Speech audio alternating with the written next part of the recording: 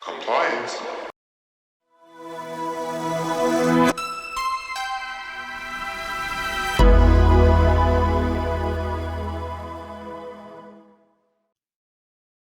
Welcome, folks, back to another VHS Fold. That is Jason Roy Gaston. I am VHS Jace. And we are in the Wayback Machine, all the way back to 1986 tonight, Jason, for our next movie we're discussing, Flight of the Navigator. Classic Disney. The first movie released under the Disney name that had profanity in it. Oh, really? Mm-hmm. Wow. If you don't count the director's cut of Cinderella. Yeah. Where's my shoes, Cinderella? Can I just say I want to pat myself on the back this episode for what I'm calling a pressure pick. In other words, you said, well, what are we watching next week? And under pressure, this is the first thing that popped into my head. And I'm going to put it out there. I'm glad that it worked out like that.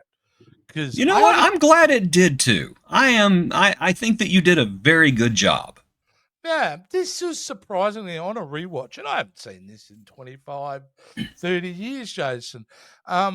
This is really, they just don't make movies like, I feel like I'm saying this a lot lately, they just don't make movies like this anymore.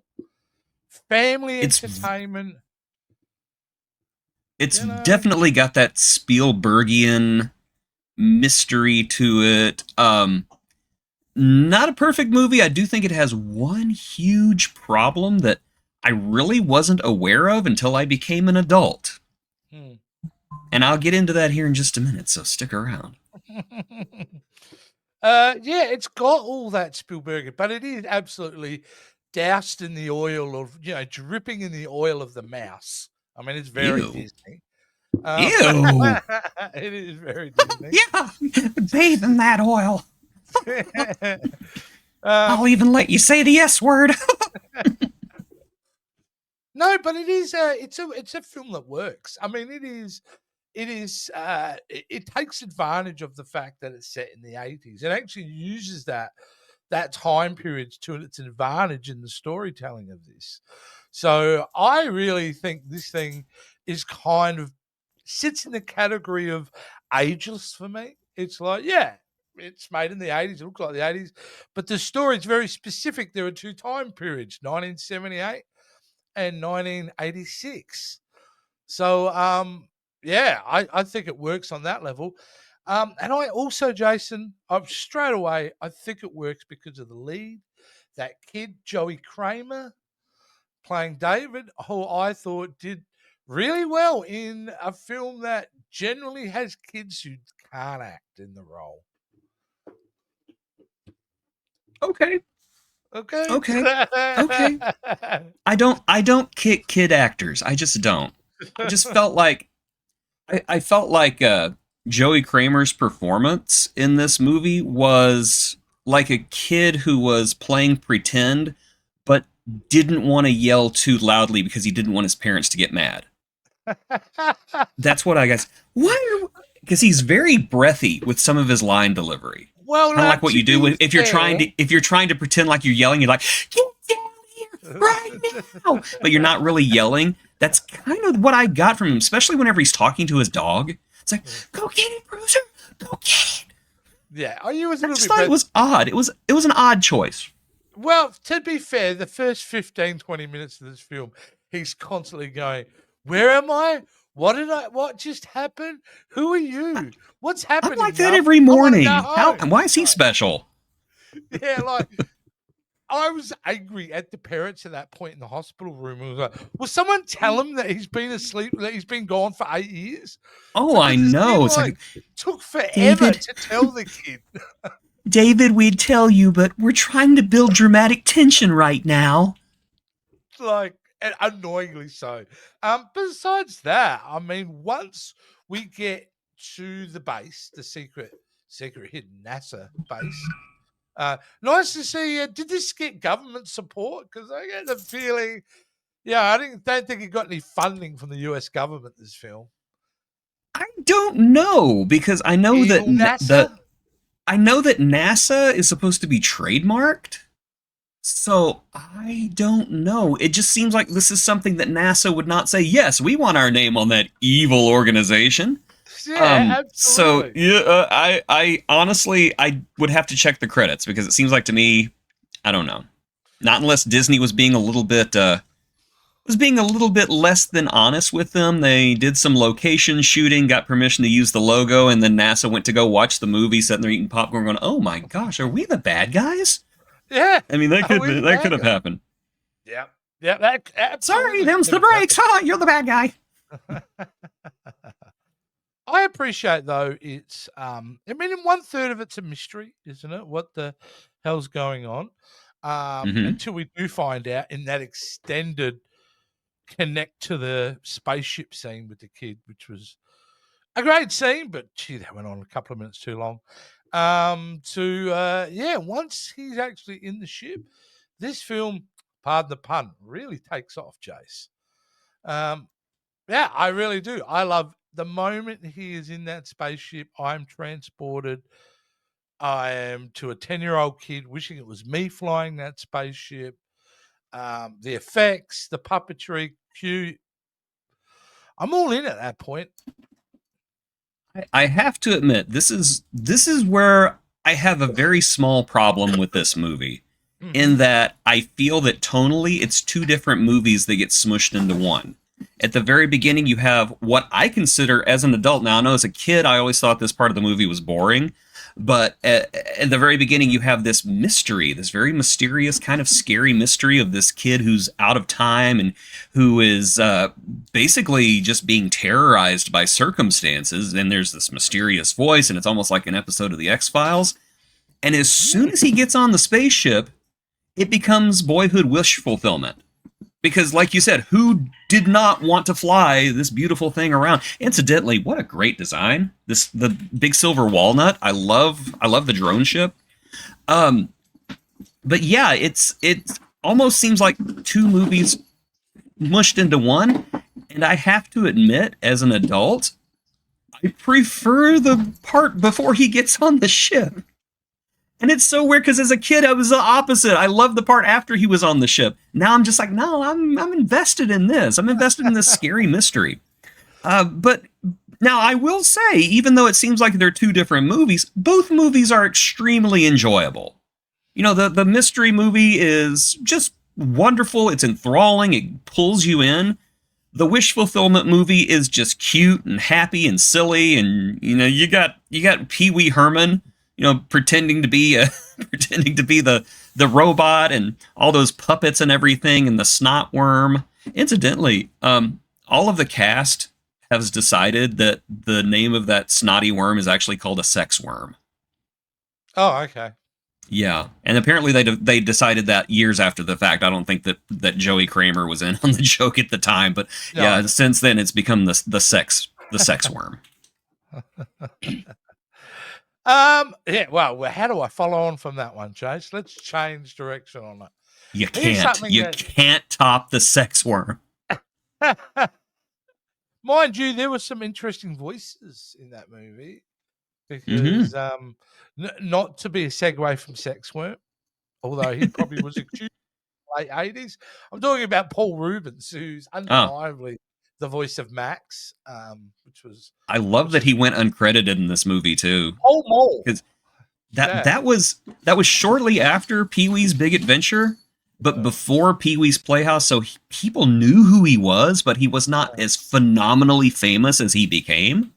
And so nobody really recognized him until I guess a couple of years later.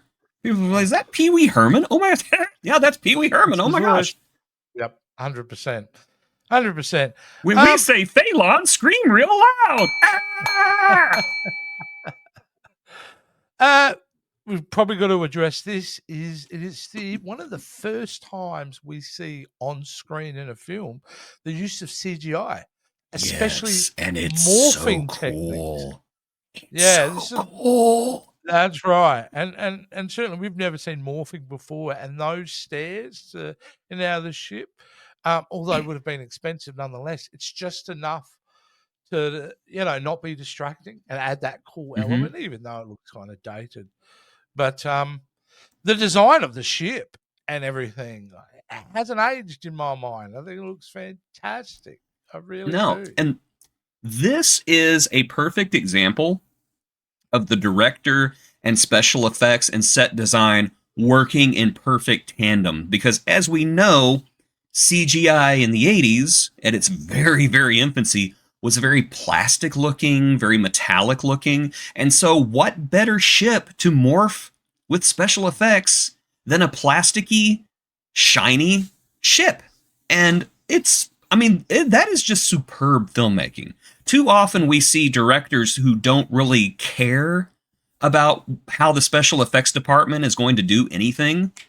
And then, you look at movies like this that have maybe a tenth of the budget as, say, a Marvel movie or something like that, and looks fantastic. Looks better than some Marvel special effects do now. This looks a I would hell of a agree. lot better than anything they did in The Flash. Yeah. And I know Flash isn't Marvel. I'm just changing the subject. You're talking about a budget of this film. This film had a $9 million budget.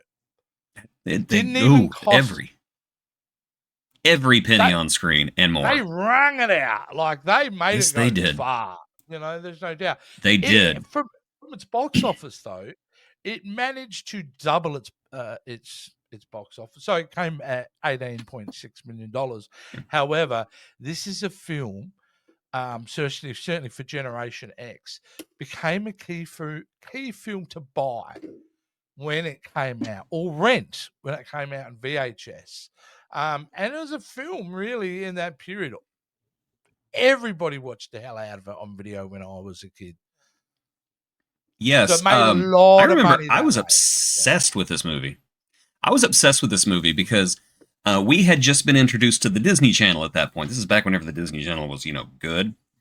And one thing that they would do, because there were no commercials on the Disney Channel back then, it was a paid service, and they would basically put commercials up between shows about the products and movies that were coming out. And this was a movie that they just pushed the heck out of. And not only that, they also did a behind the scenes special. And by the time Disney was done just brainwashing me to see this movie, I couldn't wait to go see it in theaters. And we did. We saw this thing in theaters in 1986. And it was everything I hoped it would be. It was exactly what Disney said it was. So Disney, good job. Excellent job. Please don't remake it. Leave it alone. Their marketing push went global on this one, because I remember it being a very strong marketing push on commercials, Happy Meals. There was a big push. And even way at the bottom of the planet, mate, I saw this opening weekend too. This was a big deal. And I think, how old was I when this came out? 13? Yeah. So I'm almost at the limit. This is starting to feel like a kid's film, but I didn't care. I was like, this looks great. I want to see it. I was 10 because I remember I was a little bit younger than the character, because I wanted to be that character. And everybody, you can't be that character. You're 10 and he's 12. I look 12. I look 12. Yeah. Shut up. It is. I don't want to make a comparison to this movie because we know how awful this movie is. We've discussed this movie. You should go watch our review on this movie. But Mac and Me. So, and you put this film in Mac and Me, who had relatively made around the same time, and not that dissimilar budget-wise, Jason. They weren't that dissimilar. Now, it's all about the craft, isn't it, at this point? This movie is a great example that you need great department heads, you need a director with a vision, and you need competent actors. And this film ticks the box for all of them. However, Mac and Me, he got an F for that test. So, but yeah, I think this movie works because they got quality people across the board for this thing. You've even got Alan Silvestri doing the. Yes, and a synth score too. Yeah, it was a very, very, very different score. Even today, it just sounds so fresh. Yeah, like I kind of want to find the soundtrack to this movie and just listen to those chords, because Okay, the song that was playing whenever David escapes NASA inside of Ralph, the robot. I was just sitting there to dun dun dun dun dun dun dun dun dun dun dun dun dun dun, and I just could not get that song out of my head. It's an earworm, but yeah, it's such a great score. Alan Silvestri did great in this movie. Yeah, absolutely. You know who else is in this movie? A very young. It must have been one of her first roles. Yes, Sarah it was Jessica Parker. Sarah Jessica Parker, sex worm in the city. Sex worm in the city. Yep. Yeah, she's been hanging out with Ralph these days. Yeah, kind of. That's when you're getting into real Disney like era there. Like when you're bringing in Ralph and he's got his acronym on the actual machine itself, just so they've got something to point at and cut to. Yeah, you're getting into Well, that's so he doesn't Disney, forget who he is.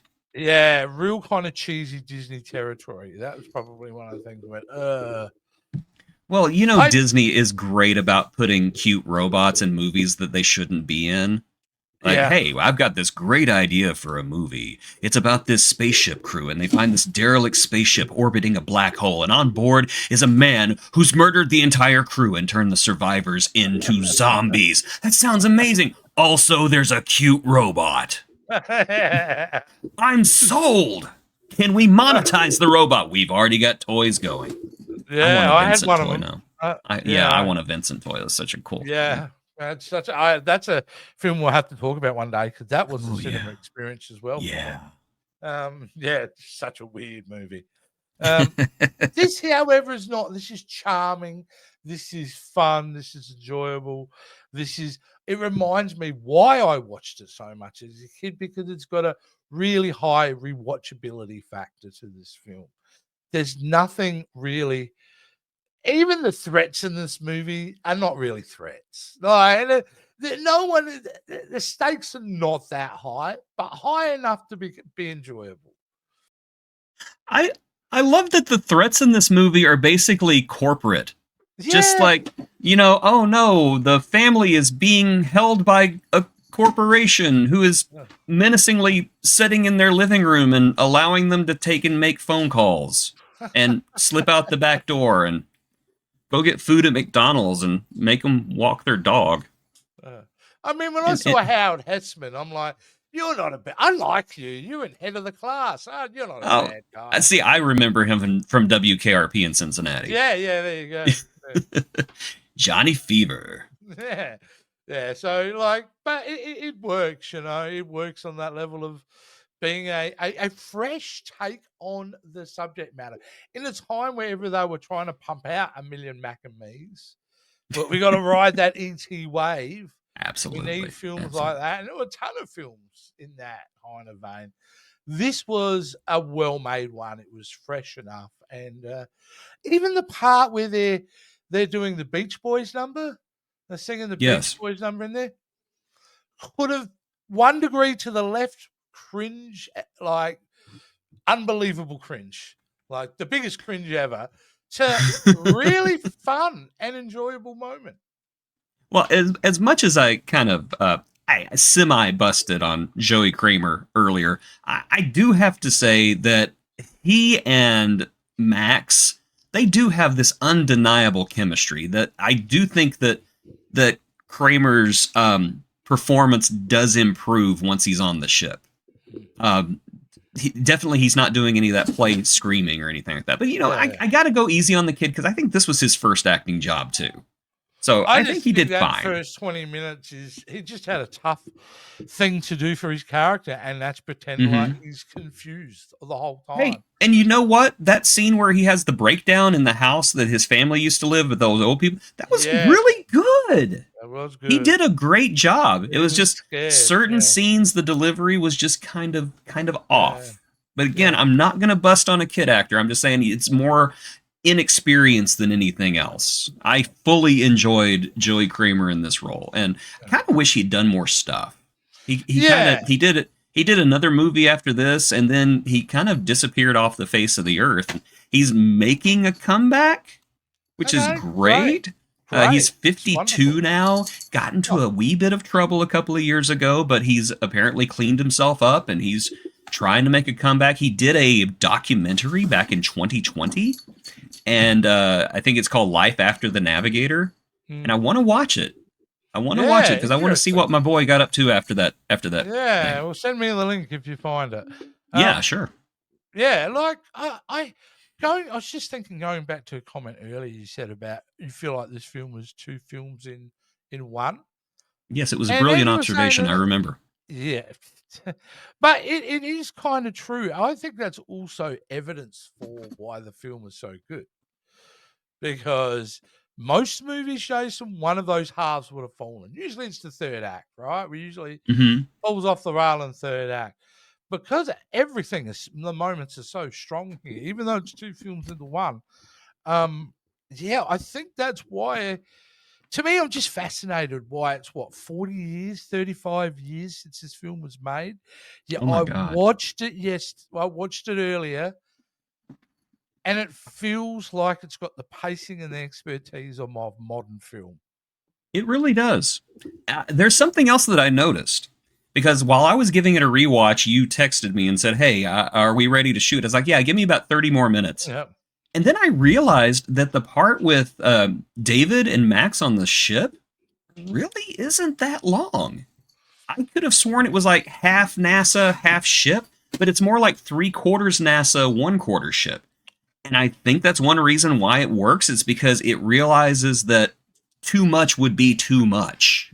It gives us just enough to tell the story, so it's very efficient. And I was very surprised whenever I said, no, I only need like 30 more minutes, even though he just like got on the ship 10 minutes ago. You know, and I think not only all that, but the fact it's also a nostalgic slice of life in a way now for us, especially in that first 20 minutes, because that was my life. Like the freedom that kid and his little brother has when he was growing up, that's exactly what I had. You would literally go to school, come home, get in there as quick as you could, grab your stuff, get the hell out. Yeah, we're going to the woods. Like, nobody cared.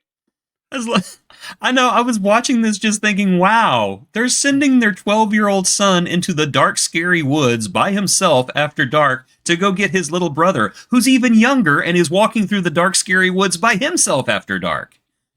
80s parents. 1978 was weird. It was weird. You basically threw your kids outside, tossed a jar of peanut butter at them and said, come back before it gets dark. Yeah. If you get thirsty, have a beer.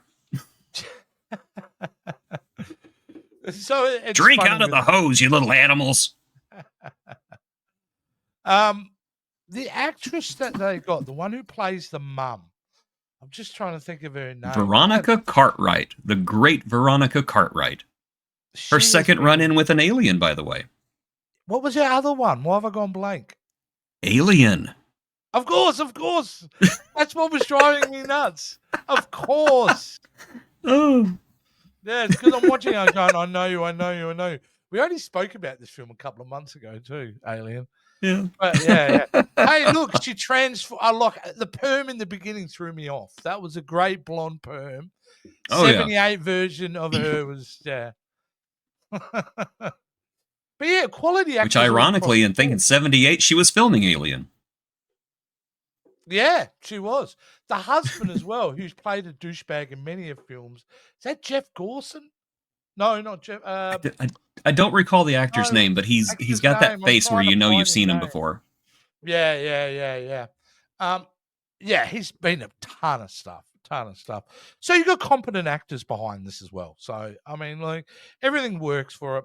I don't know what more else to say. I would show it to a young kid now very happily. I think an 8 and 9-year-old would lap this movie right up. When my children first came to live with me, and I was looking for any way to bond with them, I popped in this movie. And they watched it in the back seat of my van because I had one of those DVD players back there where you have one if you don't want to talk to your children. Yeah. I had that playing for them back there, and they were silent the entire time. They loved it. Wow. So yeah, it's definitely timeless. Definitely a movie for everyone. And hey, listen, if you don't like the mystery, it gets fun, and if you don't like the fun, you should cherish the mystery. But if you're a cool person, you like both. Yeah. Oh, that's sweet that you're showing it to the kids. I can't remember if I showed Josh this. He was, yeah, he got raised a little bit different. He was watching Godfather at 8. Oh, yeah. Yeah, like I Hey, just let him watch everything. I think I first watched a Godfather movie whenever I was like 6. I don't remember much about it, but I do remember. I always figured when you're a kid, 8 or 9, the scariest thing to watch, like you want to watch horror movies. That's usually when your love of horror movies starts. And I always didn't want to deny my kids of that. So you know what I did? You know how I made it okay? My rationing made it okay. We watched a documentary of a Peter Jackson film, Bad Taste. Not Bad Taste, it was Oh, the first one. But it showed how they did the blood. So it was set in New Zealand and the kind of familiar voices. And the doco opens up of them mixing, what was it, golden syrup, a mix of golden syrup, something else, and red dye. oh yeah. And so I showed my kid, look, this is how it's sit. It's all pretend. And it kind of made it okay. And it was free for him to enjoy it, I think, a bit more as well. That's my example of bad parenting 101. There you go. This is a wonderful film. Show them this film instead of Godfather. I'll enjoy Yeah. it. Or, show them this film and then Godfather. Double feature night, Jace. Yeah, double feature, yes. Both involve I don't know, family, I guess. It reminds me of both a of them driving involve stick. somebody with a small pet petting it. To me, it And I reminds me think of both have a sex drive-in worm in it, if I'm schedule. not mistaken. Back here in Australia, when we went to drive-ins, you'd always have your main movie, and then always the second one was always a movie that was totally unrelated to the first movie. Like Mm-hmm. completely and utterly. Like inappropriately so a lot of the time. Oh yeah. Oh yeah. You go and see a Disney film and then attached to it is Porky's part. Yeah, Porky's. Oh yeah. Yeah. They never quite went that far, but we still have a few drive-ins here in America. The Lucky Coyote you. Drive-In in Fort Worth, Texas. Greatest drive-in experience ever. If you live in Fort Worth, you should go visit them because they're amazing. I haven't been there in years and I miss them so much.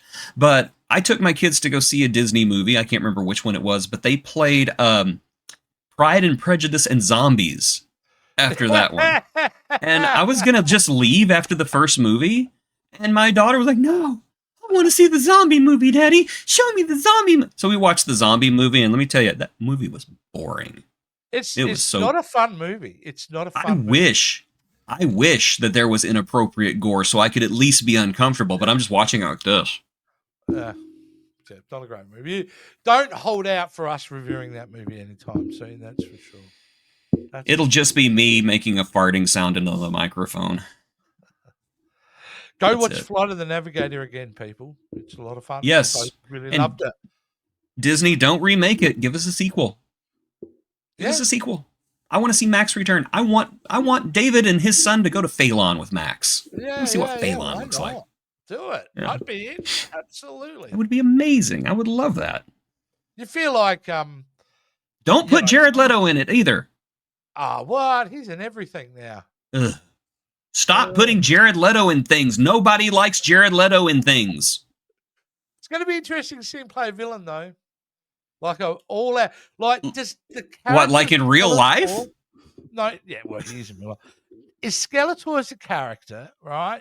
Has been known. Interpretations have been quite broad, quite not camp, but borderline camp. He seems to revel in the camp. Can he do it? I don't know. Come on, man. Got to give us a little bit. It's called hope. My hope evacuated the area when I heard Jared Leto will be Skeletor. My hope went away. Plus, there's a lot of other things that have kind of leaked about the plot that I'm just like, ugh. What is this movie? I know. Yeah, but I don't know. I think that there's some hope for it because the idea that this guy is basically telling his kid a story about Masters of the Universe could be interesting framing device, like the Princess Bride, only with more swords and dismemberment. But I don't know. I'm worried. I love Masters of the Universe. I just don't want them to screw it up. But No, but maybe then again, it's Hasbro, not Hasbro, Mattel.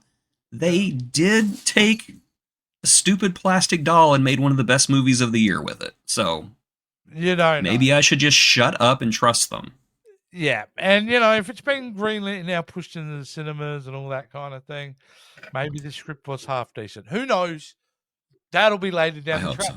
Not something we need to worry about this year, but we're going to have a plethora of wonderful movies to watch throughout the year. It's just going to be a big 2025 for us. But before we really kick into 2025, Jace, we need to finish something. We fought the fight. We fought the fight.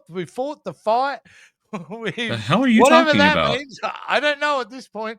Now, in other words, we've been there watching this franchise. I reckon we started it early Back last in year. October, maybe?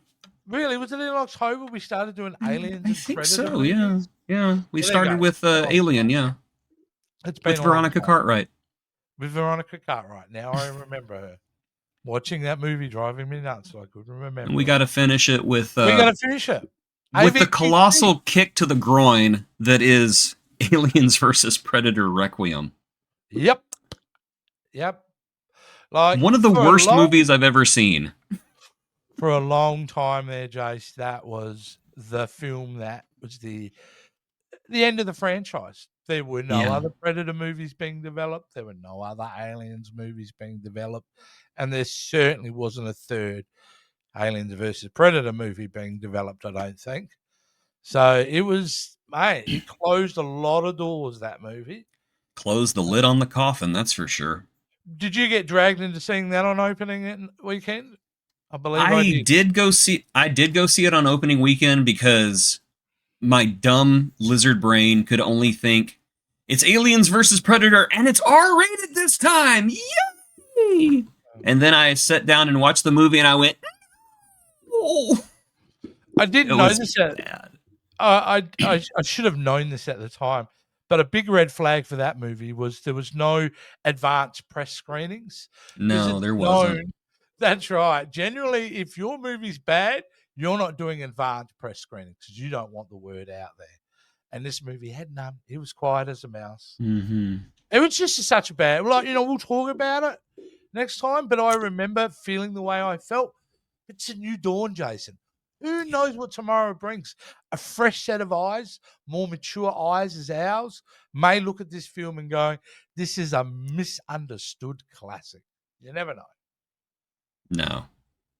No. Show your kids Flight of the Navigator and not Alien versus Predator Requiem. What are they going to do the week after, though? They should be getting excited, though, because the week after, we got something huge coming down the pipeline, don't we? We do. Mm-hmm. We most certainly do, because there's a little film coming up in July that people have been somewhat excited about. And to get ready for that motion picture experience, Jason and I are going to be taking a look back at the boy in blue, the big Boy Scout, the man of tomorrow. We're going to be reviewing every single Superman movie, starting with the classic Superman, the movie.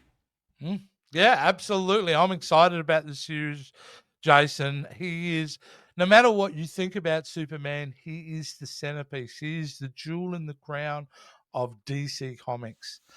Yes, he is. Without Superman, you don't really have a DC universe. You can't really have him missing out. So, and he's an important character. And a lot rides on this character in the future, I would suggest. But for now, I'm going back and reliving my childhood. I think we're going to go back and watch all these Supermans. But not, let's not be misogynistic. It's not all Supermen, is it? No, because we're also going to be looking at Supergirl. Helen Slater. And of course, because Krypto is going to be part of James Gunn's Superman movie, we're also going to be looking at The Legion of Super Pets, starring Krypto. And I'm going to tell you right now, I enjoyed that movie way more than what I probably should have. Yeah. You know what's surprising, though? How the lack of animated DC films had really been made up to that point. And which is shocking because of the home video market. is so strong with DC Mm-hmm. animated films. For a It was, long yeah. time, it was. There It was a was. And period there when it was just fire. And, yeah. yeah, none of them really broke it theatrically, and it took a film like this to The only one that really went theatrical was Batman Mask of the Phantasm, which is a fantastic movie. But quite which frankly, 31 Batman years. Under the Red Hood should have been a theatrical movie because that was just fantastic. It's That was one of the the best peak of portrayals of Batman ever. yeah, that was the peak of that arc of DC films, I reckon, Under Yeah. the Red Hood. Yeah, yeah, yeah. Hey, you know what though? With Creature Commandos, I think DC Animation's back. Without any question, that is the next level. But you know what? They've been doing some interesting things for a few years there. Harley Quinn is Oh, so Harley ahead of the Quinn. game. It's brilliant. Yeah. Coming up in just a couple of weeks, I think they're going to have their new season. Yeah, Yeah. crazy. Bring it on. Yep. Can't wait. Absolutely. All right. There's a lot to look forward to in the world of DC, Jace. The guys out there, I'm sure they're excited. Just remind them what they need to say to their friends when they're talking about how their friends also need to support us like they do. What do they need to say? Absolutely. Well, grab your friend by the ear and say, "Hey, idiot! Check the video description below for a link to our Patreon where you can give us some money. Money that we need to live on. Money that we need to grow this channel and become more than what we currently are. More than meets the eye." That's a really bad segue because That really was. I hate the Transformers. You should be ashamed of yourself. You hate Transformers, huh? Yeah. Good to know. Yeah. Good to know. Oh, no. What have I